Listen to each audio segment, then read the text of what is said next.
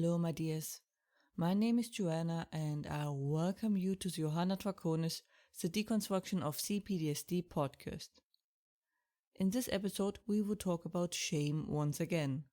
This time, we hit even closer to home with shame of your behavior and what happened to you. Shame is powerful in keeping victims silent and punishing themselves. So we talk about it to reduce its influence and hopefully free everyone we can from it. It is hard enough to speak about what happened without the shame.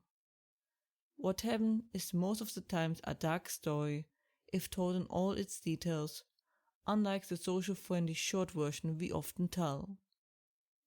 The words often come by hard enough, as we tell what has hurt us or is hurting us. There are many good reasons why there seems to be a huge hurdle to overcome just to be able to speak about it. The shame is really an unnecessary addition to it, which is why we go now after this factor that makes it harder than needed. First, we talk about the shame of your behavior. First an overview, then why did I let it happen?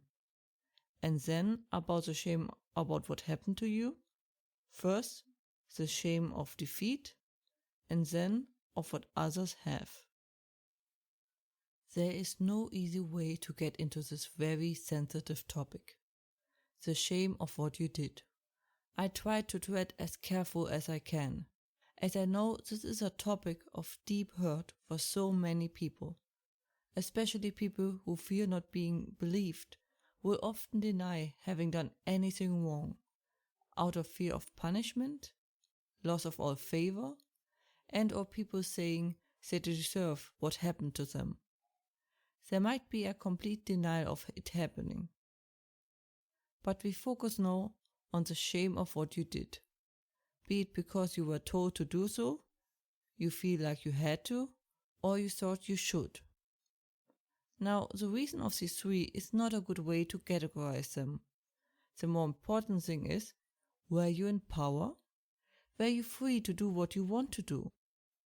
People underestimate the incredible power manipulators can have.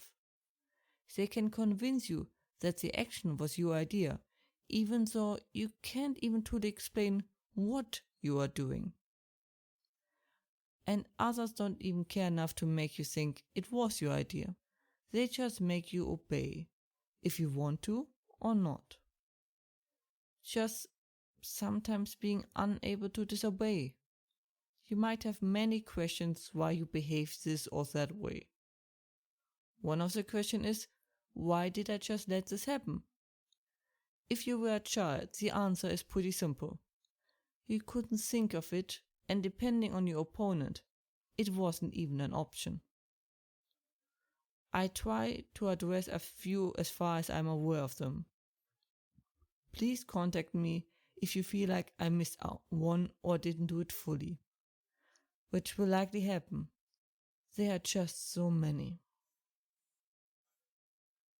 It is hard to explain to those who are not involved how people stay in abusive relationships and how they let abuse from maybe even a weaker partner happen.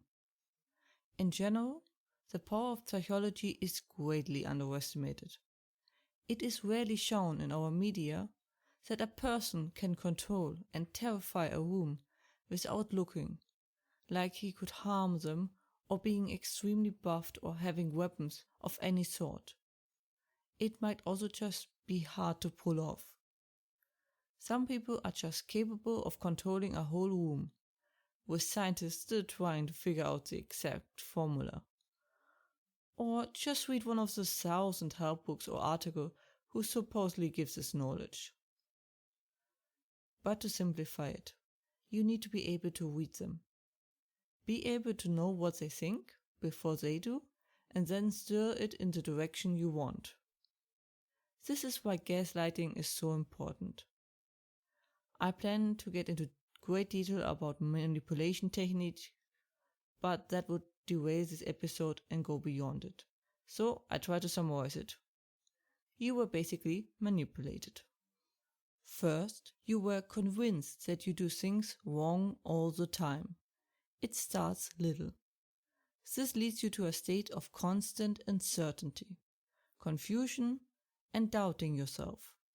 You are always the one to blame.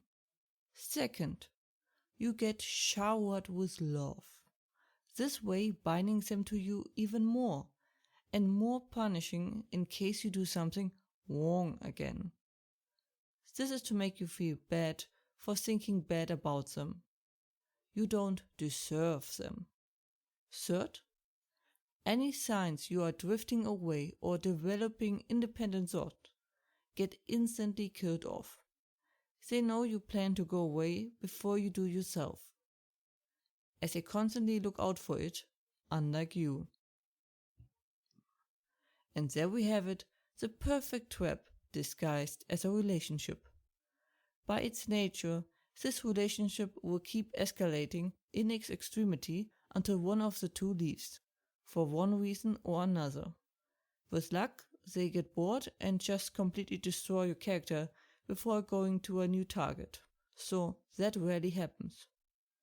Why with luck? This relationship type can end up lethal. You basically entered a battlefield without weapons and armor and no idea you were entering one, while your opponent came well prepared. This is a one-sided fight and by its nature completely unfair. This should also answer the question on why you did what you were told. You were manipulated into doing so. And those methods are so effective for good reason, otherwise they wouldn't be used. On a side note, most important signs you are in such a relationship: isolation from friends or family, ignoring your own needs, feeling you need to justify everything, and feeling not safe and secure with your partner.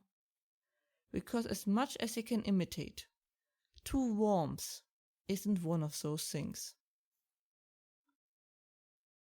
Then there is the other feeling of shame. The shame of what happened to you, especially if the event leads to your life being completely shattered and you are left with the remains of them. This is the feeling of defeat. You feel like you lost. Someone has beaten you, be it literally, emotionally, or any other way, shape, or form. It might make you feel like a failure. There's absolutely no reason for that. You are not the one who should feel shame for being wronged and someone doing sometimes unspeakable things. Imagine seeing a handicapped person in a wheelchair get beaten up and kicked out of his wheelchair. Would you think he should feel ashamed for it happening to him? Or do you think the people who did that to him should feel ashamed of themselves? That they acted shameful, and shaming the victim is the shameful act. I know it is hard to go against these voices in your head who tell you otherwise, but there is no reason to feel ashamed. It wasn't your fault. Sometimes the most important person to forgive you is yourself. While I do recommend trying to learn how it happened, to avoid it in the future, I see no reason to blame someone for letting it happen. Try to learn as much as you can from it, so you get something in return. Pain and life is the best teacher in life, but also the most brutal and unforgiving. Don't be too hard on yourself. It is an achievement to survive such a lesson at all. The one thing is what happened to you, but the other thing is what the others have. What increases the feeling of shame of your own fate is to see what others have, what you could have had. Ever felt like watching another person living a normal life situation and felt like watching it through a screen? Feeling like you two live on different planets? And it's not like you wish that person anything bad. You just wish you had a different life, a more normal life. It is one of the hardest pills to swallow, especially if you see those faces slowly fall a bit once you hint what your life looks like at the moment. There's a feeling of everyone running and you falling behind, while everyone just passes you and the others get more and more out of reach. Especially if it all happened after leaving school. First, there is no reason to feel ashamed. Yes, I know, easier said than done. But life isn't a competition, it's a long road, and every step you walk on that road is your life. Everyone walks their own road. Second, it isn't a race. There is no reward at the end of it. As much our time is limited on this planet, it is important what we do, not how fast. Do what you want to do, at your own pace. Third, live your own life. You will never be happy if you live the life of another person. Might it be their sort of perfect career or what partner one should pick? You will have to live with your choices, not them.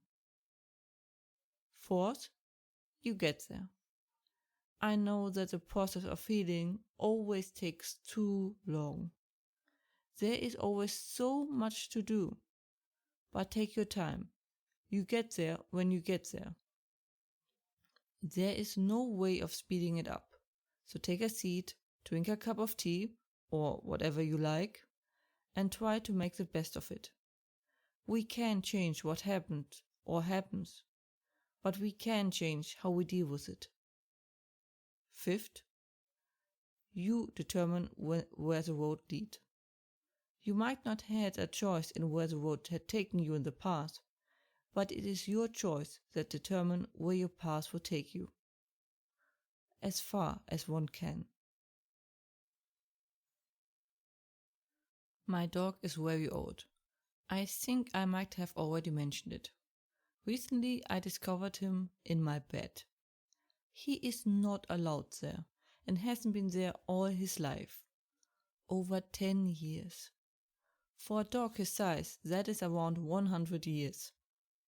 I couldn't believe my eyes and ordered him out. I wouldn't even have noticed if it wasn't for his fur color being a strong contrast to my bedclothes. As I was telling others about it, I looked to the side and he is back there. I ordered him out again, despite his sad puppy eyes, but realized if a dog suddenly behaves like this, something is wrong. Then I saw he was having issues getting up from his dog bed. But when we walked, he was still jumping and running around like a young foal. So, of course, I got him an orthopedic bed, as any would, if their dogs needed. And voila, no more trouble getting up and down the bed. So occasionally he lies half on the bed, half on the floor. The logic of that eludes me, but whatever makes him happy. That is the most important thing of them all. That was it for today's episode, and most likely the last episode for shame for now, as I am now getting into territory that cuts into other topics too much. Although I think the same topic 3 times in a row is enough. Nevertheless, I hope it helped you, and as usual, if you have any questions or feedback and the like, please let me know at contactme@johannadraconis.com. More information and transcripts you can find as usually under johannadraconis.com/podcast. And links are in the description. I hope to see you next time. Watch yourselves and have a wonderful time.